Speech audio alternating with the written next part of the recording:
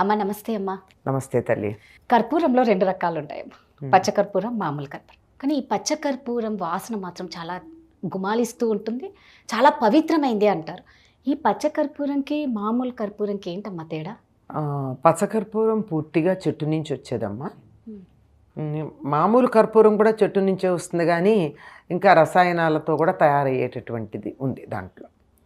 ఈ రెండింటికి ఉన్న తేడా ఏమిటంటే పచ్చకర్పూరం మంచులాగా మెలమెల దగదగగా మెరిసిపోతూ ఉంటుంది. మనం కర్పూరపు బిళ్ళలు చేసుకునేటప్పటికల్లా అందులో కొద్దిగా వ్యాక్స్ కలిపేటప్పటికి అది ఆ రంగు ఉండదు, కానీ ముద్ద కర్పూరంగా కనుక తీసుకున్నట్టయితే మెరుస్తూ కనపడుతూ ఉంటుంది. ఇది హారతి ఇస్తారు కనుక దీనికి హారతి కర్పూరం అంటూ ఉంటాం. ఇది పచ్చకర్పూరం అన్నది చాలా విలువైనటువంటిది, ఖరీదు కూడా ఎక్కువ. ఇది పచ్చకర్పూరం మామూలు కర్పూరం లాగా దగదగా మెరవదు, కొంచెం ఒపేక్ అంటారు. అంటే దాని నుంచి ఇలా చూస్తూ ఉంటే ఒకవైపు నుంచే కనపడుతుంది. మరి గ్లాసెస్ ఉంటాయి అద్దాలు, కొన్ని అద్దాల్లో ఇటు అటు తేడా లేకుండా ఇటు అట అన్నట్టు ఒకే అద్దం లేనట్టు కనపడదు. కాకుండా ఇటు నుంచి చూస్తే బయట ఉండే వాళ్ళకి లోపల వాళ్ళు కనపడరు, కానీ లోపల వాళ్ళకి బయట వాళ్ళు కనపడతారు, అట్లా అన్నమాట. అట్లా కొద్దిగా ట్రాన్స్పరెన్సీ తక్కువ ఉండేటట్టుగా ఉంటుంది. ఇది ఫ్లేక్స్గా బిళ్ళలుగా ఉంటుంది సహజంగానే. కొంచెం అచ్చమైన తెలుపు కాకుండా కొద్ది అందులో ఆఫ్ వైట్ అంటామే, కొద్ది పసుపు కలిపితే తెలుపులో ఎట్లా ఉంటుందో అట్లా ఉంటుంది. ఇది అలా పెట్టినట్టయితే ఆ కర్పూరం ఈ కర్పూరం కూడా ఉత్పతనం చెందుతాయి. ఉత్పతనం చెందడం అంటే గాలికే అవి ఆవిరైపోతాయి. అవి నీరు కారవు, ఏమవుతాయో తెలియదు, కింద ఏమీ మిగలదు. అందుకే ఏదైనా అవశేషాలు లేకుండా పోతే ఏమంటే హారతి కర్పూరం లాగా హరించుకుపోయారు అంటారు. అంటే ఏమీ మిగలదు అసలు, కనీసం కింద ఇంత మసి కూడా మిగలకుండా ఉంటేనే అది నిజమైన కర్పూరం. మసి కట్టిందంటే అందులో మాలిన్యం ఉందని అర్థం. ఈ రెండింటికి ఆ లక్షణం ఉంది. ఈ పచ్చకర్పూరం మంచి పరిమళ ద్రవ్యంగా కూడా వాడతాం. మన మామూలు కర్పూరాన్ని దానికి వాడడం, హారతికి ఇస్తామే తప్ప తినడానికి వాడడం. పచ్చకర్పూరాన్ని లోపలికి తీసుకోవడానికి కూడా వాడతాం. ఎలాగా అంటే ఇంట్లో ఏదైనా మనం తీపి పదార్థాలు కనుక చేసుకున్నట్టయితే అందులో తప్పనిసరిగా కొంచెం పచ్చకర్పూరం వేస్తాం. చేత్తో ఇలా నలిపితే మెత్తగా పొడుమైపోతుంది. ఆ పొడుమైపోయినప్పుడు ఆ పచ్చరం కూడా తెల్లగానే ఉంటుంది, అంటే దట్టంగా ఉంటే అట్లా ఉంటుందన్నమాట. దాన్ని అలా గనక వేసినట్టయితే సాధారణంగా దాన్ని ముందర వేడి చేయక్కర్లా, అంతా అయిపోయిన తర్వాత ఇంకా దింపబోయే ముందు వేస్తారు. ఆ గుమగుమలాడుతూ ఉంటుంది. గుమగుమలాడడంతో పాటు ఇది తిన్నదాన్ని తేలిగ్గా జీర్ణమయ్యేట్టు చేయగలుగుతుంది. దానితో పాటుగా తొందరగా పాడవకుండా నిలవ ఉండేట్టు చేయగలదు. పచ్చకర్పూరం కనుక వేసినట్టయితే దాంతో తయారు చేసినటువంటి తీపి పదార్థాలు, మిఠాయిలు ఏవైతే ఉన్నాయో ఇవి తొందరగా పాడవు. అందుకే తిరుపతి లడ్డూల్లో పచ్చకర్పూరం వేస్తారు. ఈ పచ్చకర్పూరం వేయడం వల్ల లడ్డు మనం తిరుపతిలో కొనుక్కుని 3 రోజులు 4 రోజులు ప్రయాణం చేసి ఇంటికి వచ్చాక అప్పటికి కూడా పాడవదు. బంధువులు ఎవరో వస్తారో అయిన వాళ్ళకి ప్రసాదం పెట్టాలి అనుకుంటే కూడా 4 రోజులు ఆపితే కూడా పాడవకుండా ఉండడానికి కారణం అందులో పచ్చకర్పూరం వేయడం. ఈ పచ్చకర్పూరం ఇంతగా నిలవ ఉంచేటటువంటి గుణం ఉంది. ఈ కారణంగా భగవద్రామానుజుల శరీరానికి 6 నెలలకు ఒకసారి పచ్చకర్పూరపు పూత పూస్తారు. ఇప్పటికీ ఉంది ఆయన శరీరం శ్రీరంగంలో.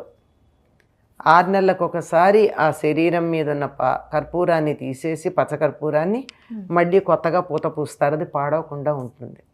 దేన్నైనా సజీవంగా, అంటే ప్రాణం ఇవ్వలేదు కానీ ప్రాణం ఉన్నట్టుగా, పాడైపోకుండా, కుళ్ళిపోకుండా, చెడిపోకుండా ఉంచగలిగినటువంటి లక్షణం పచ్చకర్పూరానికి ఉంది.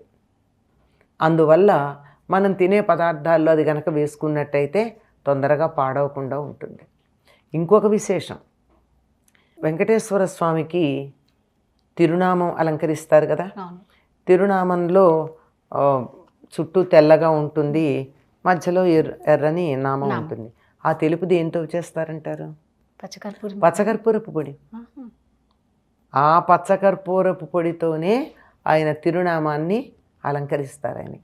అంటే ఇప్పుడు మీరు మామూలు కర్పూరం అయితే తొందరగా హరిస్తుంది అంటారు, ఈ పచ్చకర్పూరం అయితే అలా ఉండదా అమ్మా? హరిస్తుంది, అది కూడా హరిస్తుంది. అంటే ఈ వారమే కదా, ఇప్పుడు మీరు కర్పూరం తీసి మంచి కర్పూరం, ఈ బిళ్ళలు కావు, అదే బిళ్ళలు కూడా కొద్ది కాలానికి హరిస్తాయి కానీ చాలా కాలానికి మంచి కర్పూరం తెచ్చి అక్కడ పెట్టేయండి, ఉండదు. లేదా ఎయిర్ టైట్గా డబ్బాలో పెట్టి కర్పూరాన్ని పెట్టండి, ఓ 15 నెల రోజుల తర్వాత తీస్తే కింద ఉన్నటువంటి కర్పూరం మూతకు అడుగున అతుక్కుని ఉంటుంది. ఎట్లా వెళ్ళిందంటే గాలికి ఆవిరైంది, పైన మూత ఉంది, వాతావరణం చల్లగా ఉంది, బయటికి వెళ్ళలేదు, అంచేత ఆవిరి కాస్త అది గడ్డగట్టి మూత దగ్గర ఉంటుంది కర్పూరం.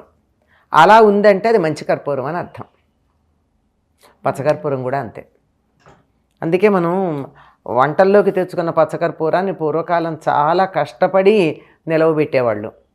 ఈ రోజుల్లో మనం ఏం చేస్తున్నాం, ఎయిర్ టైట్ డబ్బాల్లో పెట్టి ఫ్రిడ్జ్లో పెట్టుకుంటున్నాం.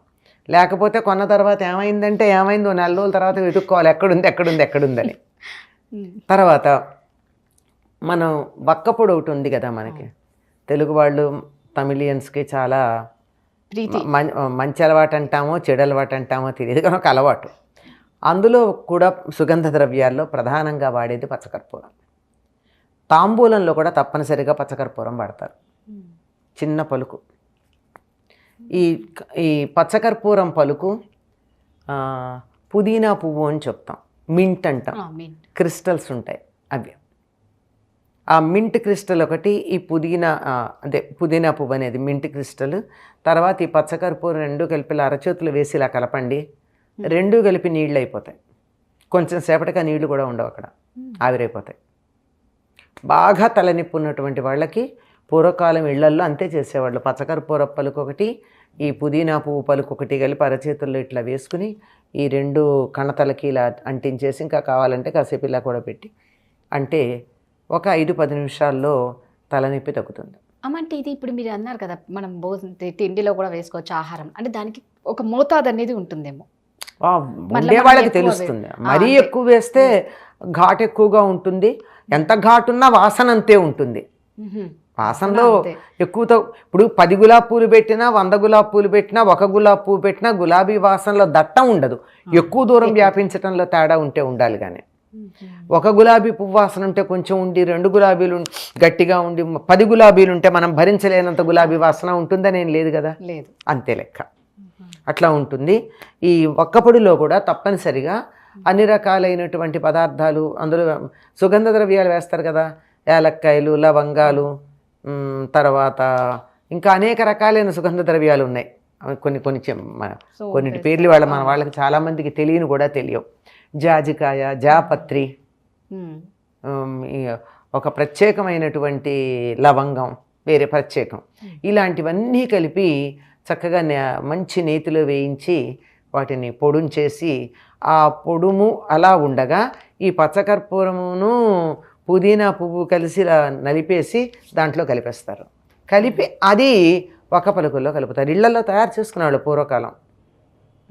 ఇలా చేయడమే కాదు, అన్నం తిన్నాక తాంబూలం వేసుకునేటప్పుడు తప్పనిసరిగా పచ్చకర్పూరం వాడేవాళ్ళు. ఆకులు, చక్కని ఆకులు తెచ్చుకుని దాన్ని తుడిచి సున్నం రాచి, ఆ సున్నం రాచిన తర్వాత వక్కలు దాని మీద పెట్టుకుని, ఆ వక్కలతో పాటు యాలక్కాయ, లవంగం, ఇలాంటివన్నీ, జాజికాయ, జాపత్రి, ఇంకా గులాబీ రేకలు, కాచు, ఇంకా చాలా పదార్థాలు, కస్తూరి, దాంతో పాటుగా కర్పూరం.